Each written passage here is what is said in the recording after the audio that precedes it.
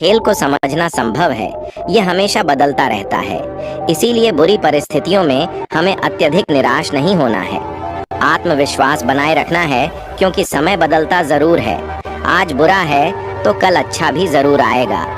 इस कथा को आधा अधूरा छोड़ के जाने की गलती ना करें। एक आश्रम में एक सिद्ध गुरु अपने सैकड़ों शिष्यों के साथ रहते थे। उन्हीं में से उनके कुछ पुराने शिष्य वहीं शिक्षक थे और बाकी सब अभी शिक्षा प्राप्त कर रहे थे। उनका एक शिष्य कर्मदास, जो कि अभी उनके आश्रम में छात्र ही था, वह बहुत अधिक बोलता था। सदैव स्वयं को दूसरों से बहुत श्रेष्ठ समझता और दूसरों की बात काट उन्हें नीचा दिखाता था। शांत एकाग्र होकर आश्रम में ज्ञान प्राप्त करने के बजाय स्वयं को ज्ञानी दिखाने का दंभ भरता था। हर समय बोलता रहता, दिन भर इधर उधर की बातें करता। भिक्षाटन के लिए भी जाता तो हर घर से एक नई कहानी लेकर आता और आश्रम के दूसरे शिष्यों को सुनाता। एक छात्र से दूसरे की बुराई करता, चुगली करता और दूसरों के सामने अच्छा बनने का प्रयास करता। स्वयं को गुरु के सामने सबसे बुद्धिमान और उत्तम शिष्य साबित करने का प्रयास करता। यहाँ तक कि वह खुद को सभी शिक्षकों से अलग और श्रेष्ठ मानता था। उसका मानना था कि वह त्यागी है, इसलिए वह सर्वश्रेष्ठ है। वह ऐसा मानता क्योंकि अमीर घर से था। फिर भी आरामदायक और सुविधाओं से भरा जीवन छोड़कर सत्य की खोज में निकल पड़ा था। पर कहते हैं ना, किसी में कितनी भी बुराई हो, कोई ना कोई अच्छाई अवश्य होती है। कर्मदास में भी मेहनत करने की क्षमता थी। वह बुद्धि से तेज था, बस अपनी क्षमताओं का उपयोग करना नहीं जानता था। एक दिन गुरु ने आश्रम के सभी शिक्षकों को बुलाकर कहा, आप सभी को अगले 1 माह के लिए कोई ना कोई संकल्प लेना है। इससे आपकी संकल्प शक्ति मजबूत होगी और आप में अद्भुत शक्ति का संचार होगा। आप सभी अपने सामर्थ्य के अनुसार कोई सा भी संकल्प ले सकते हैं। 1 माह से पूर्व जिसका भी संकल्प टूट जाए, वह अपनी दिनचर्या में वापस आ जाए। सभी शिक्षकों ने अपनी शक्ति के अनुसार छोटे बड़े संकल्प लिए और गुरु को अपने अपने संकल्प के बारे में बताकर वहां से चले गए। लेकिन कर्मदास को यह बात अच्छी नहीं लगी। उसका मानना था कि संकल्प का अवसर केवल शिक्षकों को क्यों मिला, विद्यार्थियों को भी मिलना चाहिए था। गुरु मुस्कुराते हुए बोले, तो ठीक है, जिन भी विद्यार्थियों को लगता है कि उनकी संकल्प शक्ति मजबूत है, वह भी 1 महीने के लिए संकल्प ले सकते हैं। कर्मदास स्वयं को सबसे अलग और बड़ा दिखाना चाहता था। उसने गुरुदेव से कहा, हे गुरुदेव, आप ही बताइए, मुझे क्या संकल्प लेना चाहिए। तो गुरुदेव ने कहा, मेरे पास एक सुझाव है। तुम अपने शिक्षकों और मित्रों के पास जाओ और उनसे जाकर पूछो कि तुम्हें क्या संकल्प लेना चाहिए। क्या पता तुम्हें किसी ऐसे संकल्प के बारे में पता चल जाए जो तुम्हारे जीवन में कोई बहुत बड़ा परिवर्तन ले आए। गुरु की बात सुनकर वह अपने शिक्षकों और मित्रों से मिलकर वापस गुरु के पास आया और बोला, गुरुदेव, यहाँ कोई मेरा भला चाहता ही नहीं। ये लोग कहते हैं मौन रहने का संकल्प ले लो।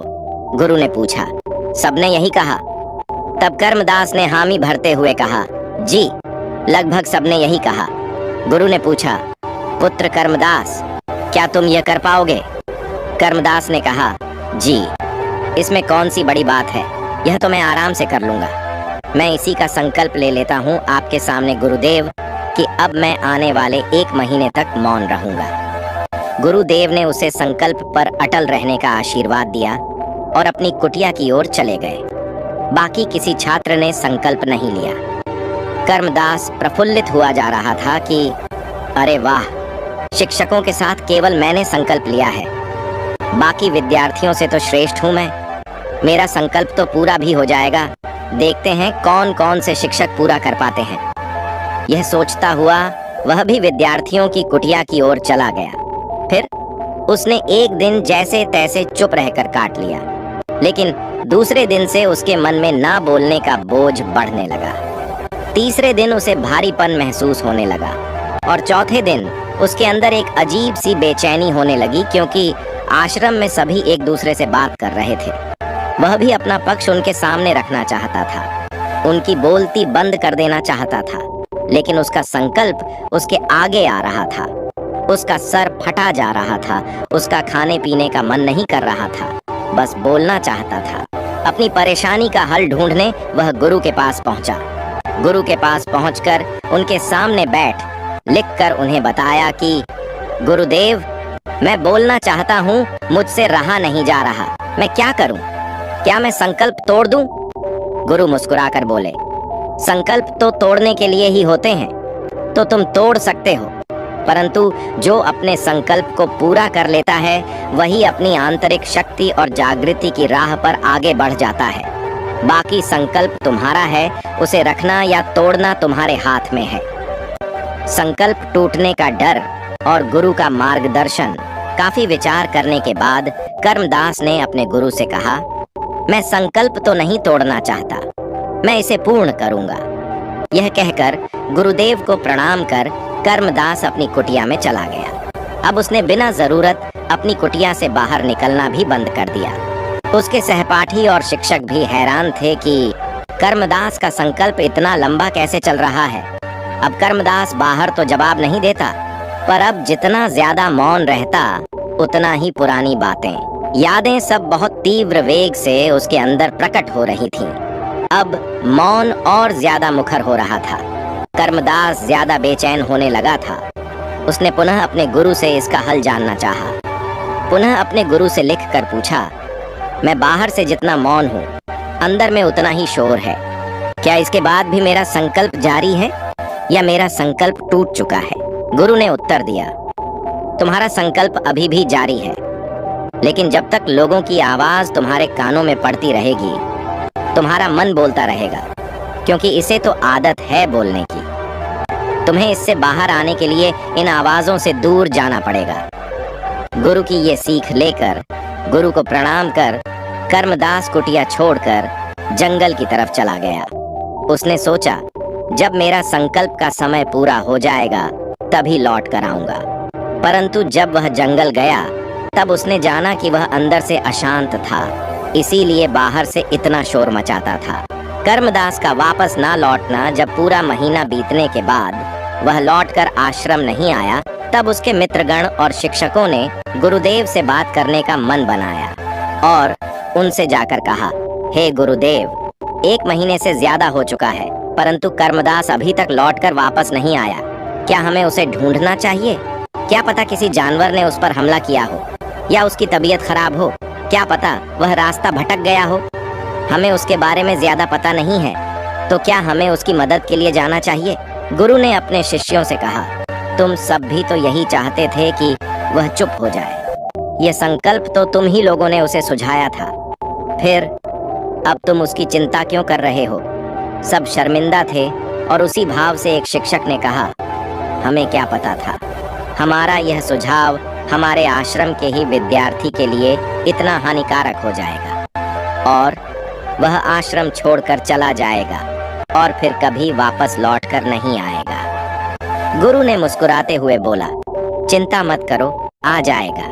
कर्मदास का वापस लौटना कुछ समय के बाद एक दिन कर्मदास आश्रम आया। उसके मित्रों ने उसे घेर लिया और उससे बातें करने लगे। यह क्या, कर्मदास तो सबसे घुल मिल कर प्रेम पूर्वक बातें कर रहा था। ना किसी का उपहास, ना किसी से आगे निकलने की होड़, ना किसी से बड़ा बनने की चाहत। उसे देखकर लग रहा था मानो वह बदल सा गया हो। अपने मित्रों से बात करके वह अपने शिक्षक गण के पास गया। उन्हें भी चरण स्पर्श प्रणाम कर उनके हालचाल पूछे और उनसे प्रेम पूर्वक बातें कर अपने गुरुदेव से मिलने चला गया। गुरुदेव से मिलना, गुरुदेव के सामने हाथ जोड़कर उसने कहा, हे गुरुदेव, मैं जंगल से वापस आ चुका हूँ और मुझे आपसे अपने संकल्प के बारे में बात करनी है। गुरुदेव ने कहा, हाँ ठीक है, परंतु अभी मेरा विश्राम करने का समय हो रहा है। विश्राम के बाद मैं तुमसे बात करता हूँ। यह कहकर गुरु अपने कुटिया में चले गए। कर्मदास भी विद्यार्थियों की कुटिया की तरफ चला गया। यह सब देख रहे एक शिक्षक ने गुरु से पूछा, हे गुरुदेव, अपराध क्षमा कीजिएगा, परंतु आपने कर्मदास से बात क्यों नहीं की? वह इतने महीनों बाद आया है, हमें उसकी इतनी चिंता थी और वह आपसे कुछ आवश्यक बातें करना चाहता था, फिर आपने उसकी बात टाल क्यों दी? गुरुदेव ने मुस्कुराते हुए कहा, यही तो उसकी परीक्षा है। क्या वह सच में मुझसे मिलने के लिए शांत रह पाएगा, या फिर मेरे मना कर देने से उसके अंदर की अशांति फिर से जाग जाएगी? देखते हैं। यह बोलकर गुरु विश्राम करने लगे। गुरु से वार्तालाप और गुरु की सीख।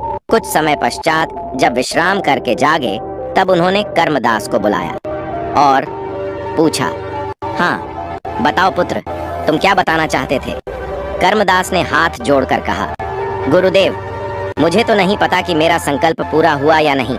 इसी बारे में आपसे चर्चा करना चाहता था। जब मैं यहाँ से जंगल गया, तब मेरे बाहर तो बहुत ही शांति हो गई, परंतु मेरे अंदर का शोर बढ़ता गया, जिससे मैं बहुत परेशान होने लगा।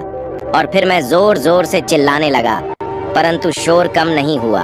शोर को सुनना कुछ समय बाद, जब मैंने उस शोर को सुनना शुरू किया, तब जाना कि जो शोर मैं बाहर मचाता था, वह शोर मेरे अंदर रहता था। मेरे अंदर की कमियां, अज्ञानता और इनकी वजह से पनपी असुरक्षा की भावनाओं ने मुझे अशांत कर दिया था। मैं अपनी कमियों को सुधारने और अपने ज्ञान वर्धन करने के बजाय उसे दबाता था और अपने मौखिक शक्ति से जीतना चाहता था। बातों के बल पर मैं सारी चीजें जीतना चाहता था। यही मेरी गलती थी। जब मैंने अपने अंदर के शोर को समझना शुरू किया और उसे शांत करना शुरू किया, तब मैं समझ पाया कि ना मुझे मौन रहने की आवश्यकता है और ना ही मुझे वाचाल रहने की आवश्यकता है।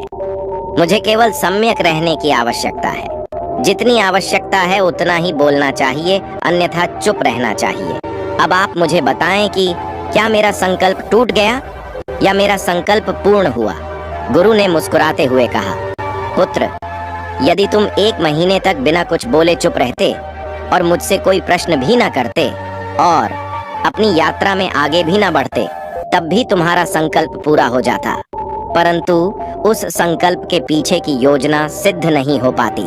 परंतु तुमने जंगल जाकर अपने लिए मार्ग भी स्वयं बनाया और उससे स्वयं सिद्ध किया। मैं प्रसन्न हूँ कि तुम्हारा संकल्प भी पूरा हो गया और उसके पीछे की योजना भी सिद्ध हो गई। कर्मदास यह सुनकर आनंद से भर गया। उसके चेहरे की मंद मुस्कान सब व्यक्त कर रही थी। गुरु द्वारा गुरुकुल के सभी विद्यार्थियों और शिक्षकों से वार्ता। फिर गुरु ने कहा, अब मैं चाहता हूँ कि मैं इस आश्रम के सभी लोगों से बात करूं, उन सबको बुला लाओ। कर्मदास जाकर सारे शिक्षकों और विद्यार्थियों को इकट्ठा कर लाया।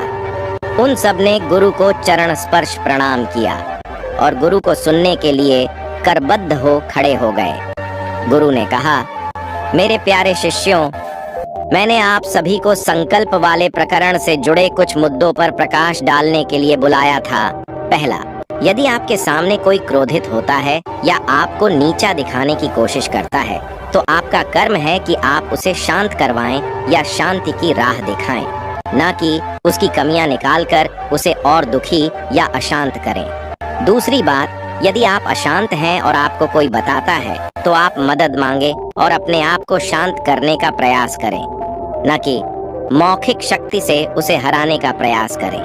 तीसरा, किसी से परेशान होकर कोई ऐसा हल न निकाले जो किसी के लिए हानिकारक सिद्ध हो सकता है, क्योंकि बाद में इस पर आप ही को पछताना पड़ेगा। और चौथा, अपनी कमियों को छुपाने के लिए अपने मौखिक शक्ति का सहारा न लें, अपितु अपनी कमियों को सुधारें, वही आपकी शक्ति है। सभी को अपनी अपनी गलती समझ आई और सभी ने स्वयं में सुधार करने की स्वेच्छा बताई। कहानी की सीख, इस कहानी से हमें यह सीख मिलती है कि खुद की कमियों से मन अशांत होता है, जिससे हम गलत राह पर चलने लगते हैं।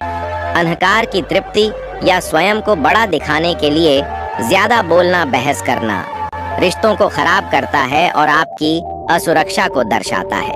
हमें यथा आवश्यक कम बोलना चाहिए और स्वयं में सुधार कर मन शांत रखना चाहिए।